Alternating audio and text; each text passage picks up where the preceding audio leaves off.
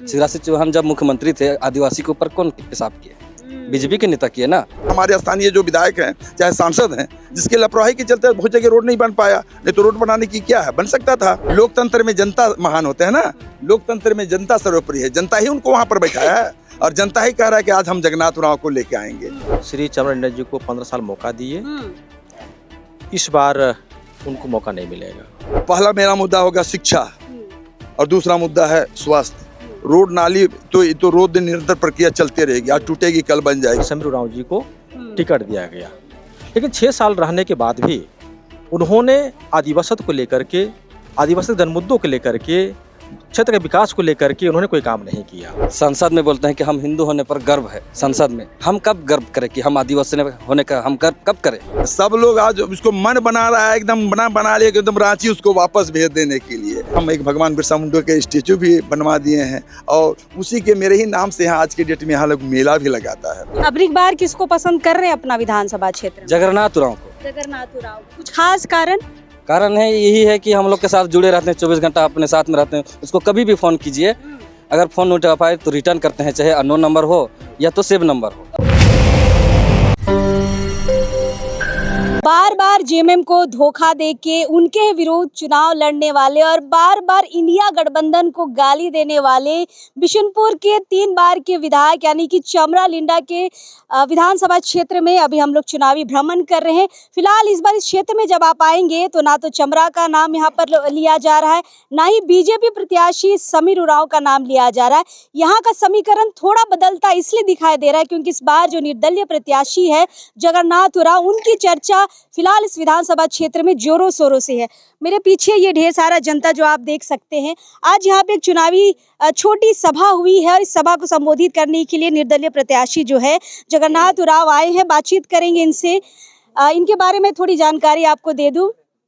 कई साल पुलिस में अपनी सेवा दिए हैं, कई थानों के बड़ा बाबू रह चुके हैं। सेना थाना हो गया, मांडर थाना हो गया, रांची सदर के भी बड़ा बाबू रहे, पिठोरिया थाना में रहे और उसके बाद आज मतलब राजनीतिक जीवन की शुरुआत कर रहे हैं। साथ ही साथ जब बड़ा बाबू थे उस समय भी सामाजिक जीवन तो इनका चल ही रहा था, लेकिन राजनीतिक रूप से अभी खुलकर सामने आए हैं और निर्दलीय प्रत्याशी के रूप में बिशुनपुर विधानसभा से इस बार चुनावी रणभूमि में है। बातचीत करते हैं। दादा जोहार। जोहार। सबसे पहले तो आपके विधानसभा क्षेत्र में इस बार समीकरण थोड़ा बदल रहा है। चमरा दा 3 साल के विधायक रहे, 15 साल उन्होंने सेवा दी है। कैसी सेवा दी है कि आप निर्दलीय प्रत्याशी उन्हीं के अगेंस्ट आ गए हैं? सबसे पहले तो आपके चैनल और आपका व्यूअर्स को पहले तो हम आभार व्यक्त करेंगे और झारखंडी जोहार करेंगे। ये बात आप हमसे पूछने के पहले सारे जनता को पूछ लिए हैं, जनता क्या चाहती है, हम क्या जवाब देंगे। हम तो उनके प्रतिद्वंदी के रूप में हम आए हैं, क्योंकि सारे जनता बताएगी। लोकतंत्र में जनता महान होते हैं ना, लोकतंत्र में जनता सर्वोपरि है। जनता ही उनको वहां पर बैठाया है और जनता ही कह रहा है कि आज हम जगन्नाथ राव को लेके आएंगे। यही मेरी है। चमरा दा को 15 साल जनता ने देखा है, आज जगन्नाथ उरांव को क्यों लाना चाह रही है जनता, क्या चाह रही है? चूंकि सारे जनता बदलाव चाह रही है और जगन्नाथ उरांव का सारे सामाजिक कार्य मेरा थानेदारी कार्यकाल सारे मेरा देख चुके हैं। मेरा क्या है, मेरा काम क्या है, मेरा कार्य करने का तरीका सारे यहाँ के जनता देख चुके हैं। क्योंकि हमको यहाँ सेवा करने का करीबन 3 साल हम सेना के भी बराबर रह चुके हैं, इसी क्षेत्र में हम काम कर चुके हैं और इसके पहले मेरा सामाजिक पृष्ठभूमि रहा है। यहाँ हमने बहुत सारे काम कराए हैं। जैसे बताने लगेंगे तो आपको बड़ा समय कम पड़ जाएगा। 1-2 बता दीजिए। जैसे ये उग्रवाद क्षेत्र है धरधरिया, 2011 में यहाँ उग्रवादी की बड़ी घटना घटी थी। वहाँ कोई लोग जाते नहीं थे, वहाँ कोई पुलिस हम लोग भी नहीं जाते थे, सारी चीज नहीं करते थे। लेकिन वहाँ 11 कैजुअल्टी भी हो गया था। जब हम वहाँ गए थे, वहाँ जब हम यहाँ मेरा कार्यकाल में रहा तो सबसे पहले वहाँ लोग को जोड़े हमने। जोड़ने के बाद में हमारे एसपी साहब, डीसी साहब, जज साहब और डीएफओ साहब सबको हम लोग वहाँ लेके गए। वहाँ जाने का रास्ता नहीं, पहले हम श्रमदान से 5 किलोमीटर हम रास्ता बनवाए हैं। लोगों को सहयोग से हमने जेसीबी दिया और 5 किलोमीटर वहाँ जाने तक रास्ता बनवाए, सबको वहाँ लगाए। सबको आज की डेट में वहाँ इतना अच्छा, जब तक मेरा 2 साल 2.5 साल कार्यकाल रहा, वहाँ हमेशा वहाँ मेला के रूप में हम लोग लगाए। वहीं सम्मान देते थे हम शहीदों के लिए, लोग यहाँ देते थे, हम लोग वहीं सम्मान देते थे। इस तरह के हम लोग काम किए हैं, लोग जानता है। अब आप यहाँ आए होंगे, हमको लगा भगवान बिरसा मुंडा जी का है, तो हमने लोग बताया यहाँ कि जब यहाँ आए तो हम एक भगवान बिरसा मुंडा के स्टेचू भी बनवा दिए हैं, और उसी के मेरे ही नाम से यहाँ आज के डेट में यहाँ लोग मेला भी लगाता है। जगन्नाथ दा, किन मुद्दों के साथ आप चुनाव में आए हैं? हम पहला मेरा मुद्दा होगा शिक्षा, और दूसरा मुद्दा है स्वास्थ्य।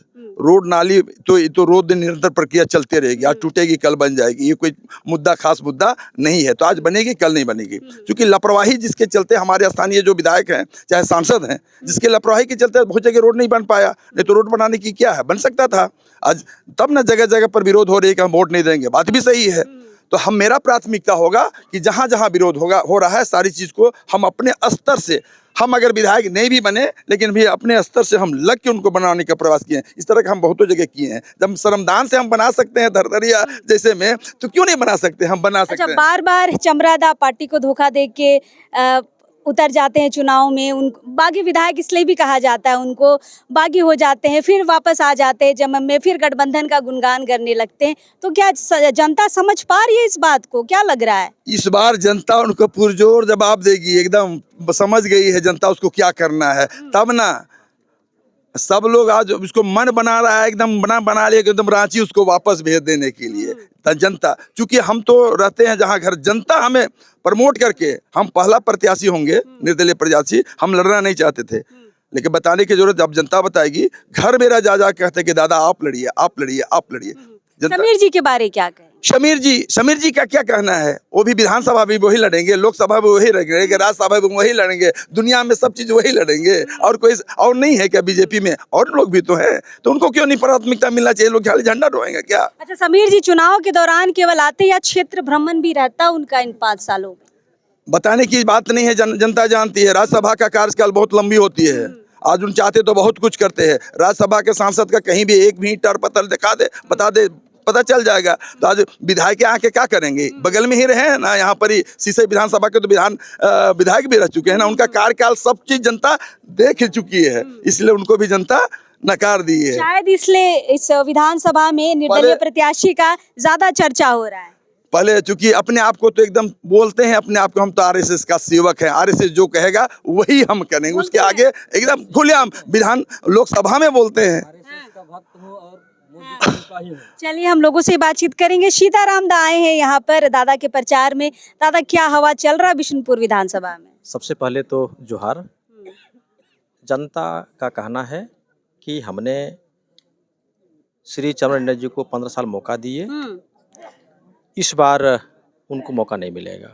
लेकिन सरना कोट की बात करते हैं ना चमरादा, इसीलिए लोग उनको 15 साल तक अभी टिकाए रखे हैं। चूंकि हमारी जनता भोली भाली है, भ्रमित करने का खूब प्रयास किया गया और उसी भ्रम में जनता भी रही। इस बार जगन्नाथ राव जी ही विधायक बनेंगे, जनता मन बना चुकी है, यही है। जीत को लेके कितने आश्वस्त हैं आप लोग? चूंकि निर्दलीय है इसीलिए कह रहे हैं। चूंकि वर्तमान विधायक जिस जो भरोसा था जनता के जनमुद्दों के लेकर के, वो विफल रहे। अभी 5 महीना पहले लोकसभा चुनाव हुआ था, बिशुनपुर विधानसभा में उनको लगभग 13,000 मिला हुआ है। 13,276 जी। तो लोकसभा में ही जनता उनको आगाह कर दिया कि आप बिशुनपुर के मुद्दे को लेकर के आपको नकार दिया गया है। दूसरी बात है कि लोहरदगा लोकसभा चुनाव में लगातार 3 बार सुदर्शन भगत जी एमपी रहे, केंद्रीय मंत्री भी रहे, लेकिन जन सरोकार से, जन मुद्दों से वो अलग थलग रहे। कभी भी आदिवासियों को लेकर के, क्षेत्र को लेकर के सामने नहीं आए। बीजेपी आरएसएस को ऐसा लगा कि इस बार सुदर्शन भगत जी हार जाएंगे। फिर ऐसी परिस्थिति में राज्यसभा सांसद श्री समीर उरांव जी को टिकट दिया गया, लेकिन 6 साल रहने के बाद भी उन्होंने आदिवासियों को लेकर के, आदिवासी जनमुद्दों को लेकर के, क्षेत्र के विकास को लेकर के उन्होंने कोई काम नहीं किया। और इस बार का लोकसभा चुनाव में जनता मूड बना लिया था कि चमरा जी को भी और समीर उरांव जी को भी इस बार मौका नहीं देना है। तो जनता जवाब दे चुकी है लोकसभा में भी, और लोकसभा में जो प्रत्याशी रहे वही प्रत्याशी फिर सामने है विधानसभा में। तो जनता एकदम मन बना चुकी है, मूड बना चुकी है, और 13 नवंबर के इंतजार में है कि पहले मतदान और फिर जलपान के मूड में लोग हैं, और इस बार परिवर्तन होगा। चलिए, मतलब लोकसभा में दोनों हारे हुए प्रत्याशी हैं और अभी एक ही विधानसभा में फाइट कर रहे हैं। फिलहाल जनता यहाँ पर है, उनसे ही बातचीत करेंगे। आप कुछ बोल रहे थे दादा? जी हम बोल रहे थे। हाँ, क्या बोल रहे थे? पूछिए आप। हम ये कह रहे हैं कि 15 साल आप लोगों ने चमरा लिंडा को विधायक रखा, कार्यकाल कैसा लगा उनका? बिल्कुल अच्छा नहीं लगा। उन्होंने सरना धर्म कोड के नाम पर हम लोग को, बहुत आदिवासी समाज को वो बुड़बक बनाते आए। बुड़बक बोलते हैं? इतना तो रैली उली करके रांची में जाते हैं जी। रांची में जाते हैं, लेकिन उन्होंने आज तक विधानसभा से पारित हुआ सरना धर्म कोड, उस समय वो शामिल थे? नहीं थे। तो किस हिसाब से वो हमसे बात करते हैं कि हम सरना धर्म कोड पास करेंगे? इसलिए वो केवल सरना धर्म के नाम पर वो केवल राजनीति करते हैं और उसका कोई मुद्दा नहीं है। तो आप लोग इस सच्चाई को समझ पा रहे हैं कि कौन आपके लिए सरना धर्म कोड की बात करेगा? सरना धर्म के कोड जब केंद्र सरकार बोलती है कि अभी उसका प्रभारी कौन कौन है? हेमंता बिस्वा शर्मा, शिवराज सिंह चौहान। शिवराज सिंह चौहान जब मुख्यमंत्री थे, आदिवासी के ऊपर कौन पेशाब किए? बीजेपी के नेता किए ना, विपक्ष तो नहीं किए। तो क्यों हम चाहेंगे केंद्र सरकार को? अगर केंद्र सरकार को ही संसद में बोलते हैं कि हम हिंदू होने पर गर्व है, संसद में हम कब गर्व करें कि हम आदिवासी होने का हम गर्व कब करें? इसलिए जब आप गर्व करते हैं कि हम आदिवासी हिंदू होने का गर्व महसूस करते हैं, तो हमको भी मौका दीजिए, मेरा भी संसद में कॉलम दीजिए कि हम भी आदिवासी पर हम गर्व महसूस करें। बिल्कुल। जगन्नाथ उरांव पे कितना भरोसा है? अगर विधायक बन जाएंगे तो सरना धर्म कोड पे बातचीत करेंगे? सरना धर्म कोड तो अभी केंद्र का मामला है, विधानसभा से तो पारित हो गया है, और हमारा जनसंख्या भी ऑटोमेटिक है कि 2011 के अनुसार में हमारा लगभग 50 लाख के पार है, और जो कि अदर धर्म जो कि बौद्ध धर्म है लगभग 44 लाख है। वो तो स्वाभाविक है कि हमको मिलना तय है, लेकिन जो कि केंद्र सरकार है वो देना नहीं चाहती है, इसीलिए वो अटका के रखी है। अब की बार किसको पसंद कर रहे हैं अपना विधानसभा क्षेत्र में? जगन्नाथ उरांव को। जगन्नाथ उरांव को। कुछ खास कारण? कारण है यही है कि हम लोग के साथ जुड़े रहते हैं, 24 घंटा अपने साथ में रहते हैं। उसको कभी भी फोन कीजिए, अगर फोन नहीं उठा पाए तो रिटर्न करते हैं, चाहे अननोन नंबर हो या तो सेव नंबर हो, कॉल बैक करते हैं। Call back. तो चमरा जी नहीं करते हैं? नहीं करते हैं। और वो हम लोग जब नामांकन में गए थे और इस सभा में उन्होंने लाइव में कैमरा के सामने उन्होंने अपने नंबर बताई। आज तक कोई नेता का नाम बता दीजिए जिन्होंने अपना नंबर बता दिया इसे सभा में? अच्छा, जगन्नाथ दा ने अपना नंबर बताया सबके सामने? नंबर बताया कि आप हमको सुख में कभी फोन ना कीजिए, दुख में कभी फोन कीजिए, तब हमको जानिएगा कि हम कैसे हैं। चलिए, जनता को ऐसी सुख दुख का नेता चाहिए।